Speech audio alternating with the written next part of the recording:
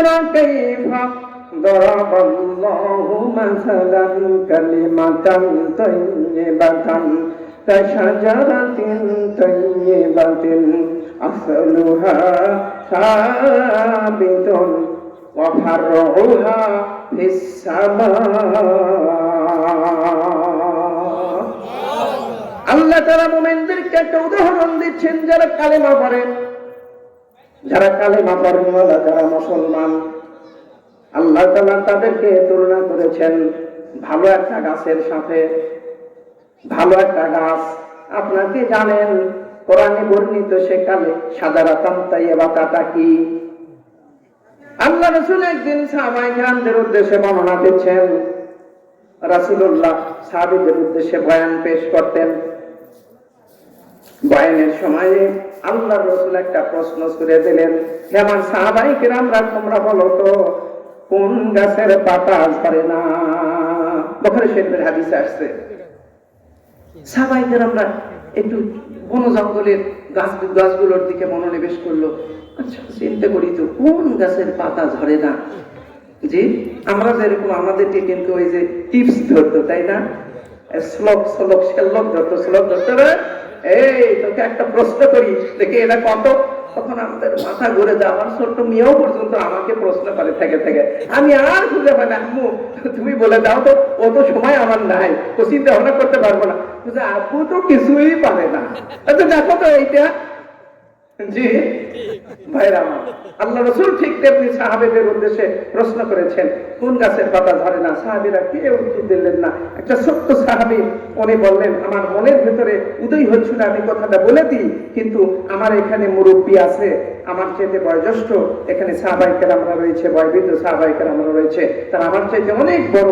আমি যদি ওই ছোট মুখে যদি তাদের মুখের উপরে যদি জবাব দিই, তাহলে আমার বড়ত্ব প্রকাশ পায়।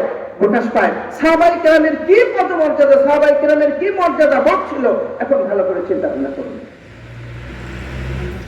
আল্লাহ রাসূল পরে বললেন, দেখো তো খেজুর গাছ, খেজুর গাছের পাতা ঝরে, খেজুর গাছের পাতা ঝরবে, খেজুর গাছের পাতা ঝরে না, তাল গাছের পাতা ঝরে না।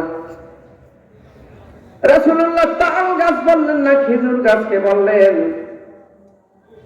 খেজুর গাছের যে মজা আছে ভাই, এই শীতের বেলার পিঠাগুলা কোত্থেকে পান? হ্যাঁ, খেজুর গাছের পিঠে খাওয়ার পর পরে আবার আল্লাহ তাআলা ওই গাছের মধ্যে থেকে থোকা থোকা কি বলেন কাঁদিবার করলেন, কাঁদিবার করলেন না, ওখান থেকে আবার খেজুর বের হলো। আমাদের খেজুর ভাই এখানে মানওয়ালা খেজুর না, সৌদি এবং ইরাকি সুদানি যে সমস্ত খেজুর গুলো রয়েছে, ওই খেজুর গুলো এত মান সম্পন্ন খেজুর। আল্লাহ তাআলা সারা বছর ওই ভূখণ্ডকে, ভূখণ্ডের মানুষকে খাইয়া দেয়, সাপ্লাই করে বাংলাদেশের পর্যন্ত ট্রাকে ট্রাকে পাঠা দেয়।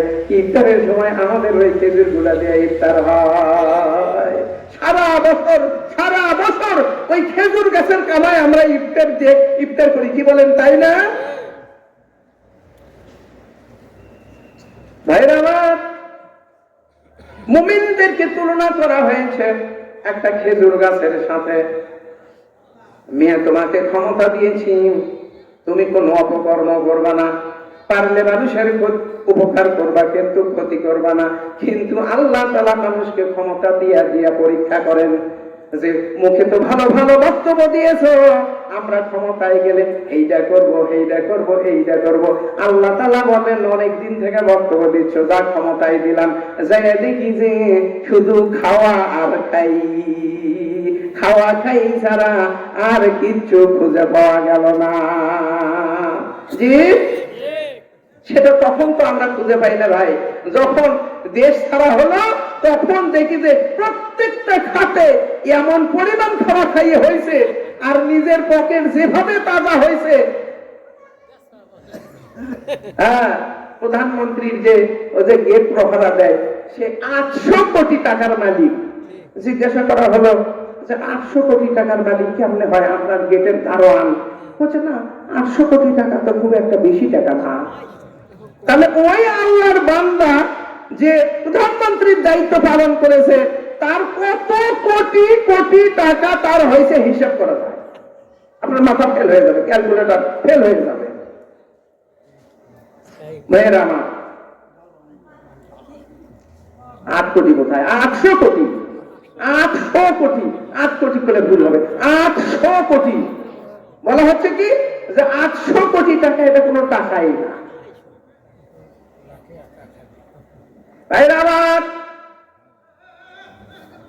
মুমিনদেরকে তুলনা করা হয়েছে খেজুর গাছের সাথে। তোমাকে ক্ষমতা দিব, তুমি খেজুর গাছের মতো মানুষকে তুমি ছায়া দেবে, তুমি খেজুরের রস দেবে, সেইটা দিয়ে তারা পায়েস খাবে। পায়েস খাওয়া শেষ হলো সারা বছর এই খেজুর গাছের খেজুর দিয়ে তারা ইফতার সম্পন্ন করবে। শরীরের যে পুষ্টির প্রয়োজন আল্লাহ তাআলা সারা বছর মানুষের যে পুষ্টির প্রয়োজন আল্লাহ তাআলা খেজুর গাছের মাধ্যমে তা পূর্ণ করে দেয়া।